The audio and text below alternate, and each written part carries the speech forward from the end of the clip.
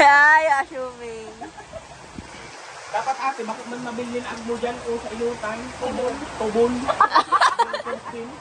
Sabi ko.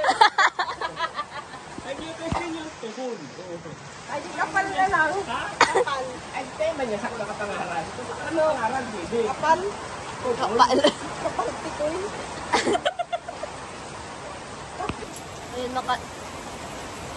Ayan mga kalangga, hindi po nagtitila ang ulan, kaya hindi po kayo makakaalis. Oo. Ngayon po sana ay pupuntahan po natin yung lupa. Tapos, para makita na rin po natin. Tapos, maulan. Tapos, pupunta kami sa New One para palitan yung speaker na nabili kasi hindi maganda yung mic. Yan si Tita Mabel mga palangga. Habang tumatanggal po, blooming na po si Tita. Yan yun. Tudugot ko dati. Tapos alam niyo mo mga kalangga, si Tariray, lalong gumaganda. Sumisexy. Grabe, sexy. Grabe nga yan. Hindi, naalala ko yung... Naalala ko yung... Okay, ano? Ano naman? Naalala ko na. Yung papunta kami ng vegan. Si Tita. Dinalas namin sa hospital kasi inatagi siya. Natakot talaga ako nun kay Tita. Ala ka yan. Andyan na. Ala ka yan. Ala ka ng Kuya Rene.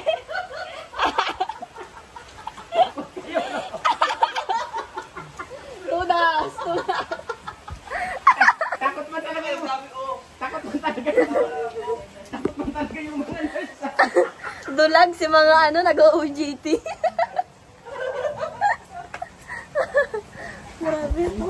Biglang nagtigil ang ulan. Naglipat lang si Tita ng Wow. Nagtigil na po mga kalangga ang ulan. Sipag naman ni Tariray mag-aral. Si Ali to.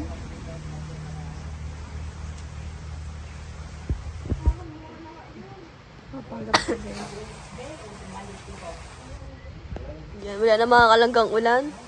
Maya-maya ay aalis na din tayo siguro. Kung hindi, huwag na mag-alis. Ano man ang lamok ba na ini? Update natin. Dito po kami ngayon sa labas mga kalangga. Tambay sa labas. At walang kuryente ngayon mga kalangga. Wala pong kuryente. Nung oras na 5 na din. Last stress pa lang. 2 oras pa. Uy, ate ko. Hindi ko yung ikakat. Mahala ka. Nagtatarong pa naman ako dito. Mahala ka dyan. Oo, ay mag-hakay. Ganyan din po ba kayo maghakay? Yung mga kalangga, ang ating update. My God. Bibigyan din tayo ng gamot. Para sa ating ubo at sipon, ay grabe ay. Mag-games na lang kita po. Ali. Saan? Ayan si Hazel mga kalangga, nag-games na lang siya ng The Clash. Rankian na lang. Kanta yarn. The Clash. Black Blast. Gagi. Si Ali, nagtitiktok ng walang cellphone. As Sigma boy, Sigma boy. Ali, gumaganda ka yata. Pangit siya dati. Si kaparte niya ay kapag maray. Uy, grabe ka, nanonood yun yung vlog ko. Uy, oo nga. Eh, Sinabi ko ba kapag... Parang hindi gaganda si...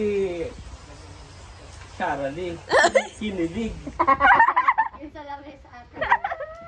Kakain. Kami lang tatlo na tira tsaka si Jillian. Akala yata wala na ako sa harapan nila. Magpakitaan ng chat. Sabi kay Charlie ni Jillian. Uy, kinilig. Ay, nakasanglas ako nung sa kakay. Yung mata ni Sharon naghiling sa kuya eh. Hindi niya nahiling. Nakahiling man din ako sa iya. Kung ano reaction niya. Sabi kay Jillian.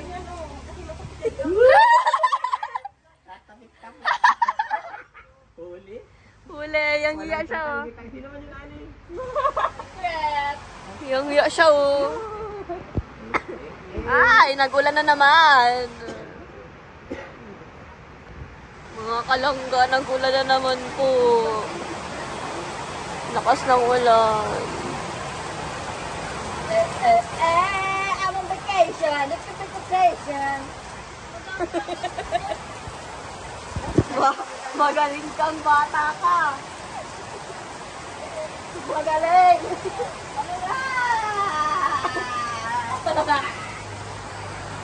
Bab! So, ayun mga kalangga, dahil tumila na po ang ulan, gugora na po tayo. Sama po natin yung si Daddy Donut. Okay. Sama po natin si Nito mga kalangga. Ayan, sa lupa mo muna. Sabutin natin. Yes. Punta muna po tayo mga kalangga din sa lupa. Bye! Malapit pa sa.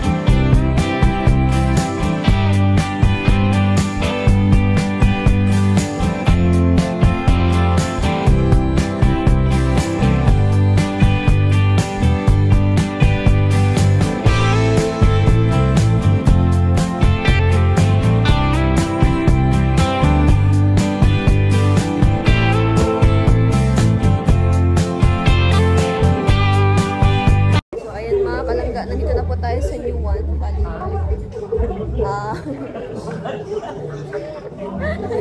pinalitan na po natin yung speaker na medyo ano po, may tama. May tama. Hindi po maayos. Hindi po maayos kasi yung nabili ko nung nakaraan. Kaya pinapalitan po namin ngayon. Sama po si Daddy doon at mama. Bali, yan po mga kalangga ang ating speaker. Sabihin na natin mga kalangga.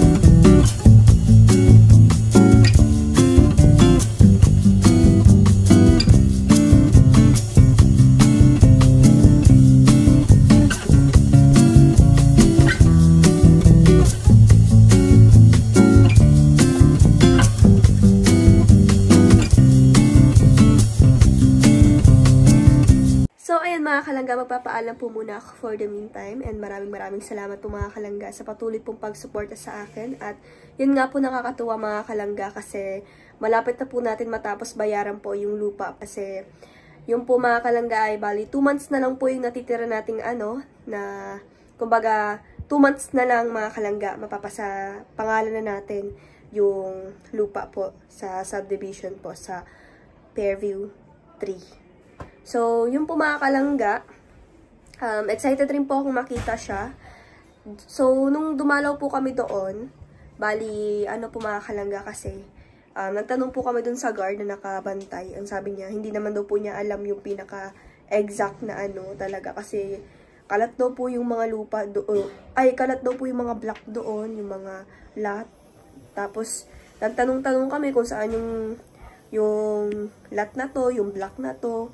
Kaso, sabi nila, hindi daw po nila alam kung asan yung exact na hinahanap namin. Kasi may mga street na ano. Kaso nga lang po mga kalangga, syempre bago pa lang po kami doon, hindi pa namin alam. So, sabi namin ni Tito, tsaka na lang namin hanapin kapag yung di na busy yung ano, yung napagbilhan namin. So, tomorrow mga kalangga, bali, babalikan po namin yon. So, bali ito ay continuation mga kalangga ng aking vlog kasi nalimutan ko pong mag-outro nung vlog ko, nung binlog ko po ito mga kalangga. So, yun mga kalangga, abangan nyo po yung update natin tomorrow kasi magwa-vlog rin po ako. At yun nga po, makikita na natin yung ating lupa, yung 100 square meter mga kalangga. 100 square meter lang po yung mga kalangga yung sa subdivision. So, bali yung lupa na yung mga kalangga ay nakasangla po yun sa akin. Then naisipan po nung seller na sa akin na lang po ibenta yung lupa niya. So binabayaran ko po yun monthly.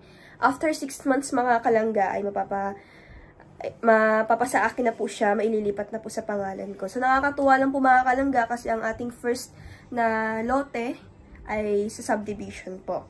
So malaking achievement po yung mga kalangga para sa akin. Syempre at the age of 18 mga kalangga, hindi ko po na-expect na makakapag-invest po ako ng ganitong ano.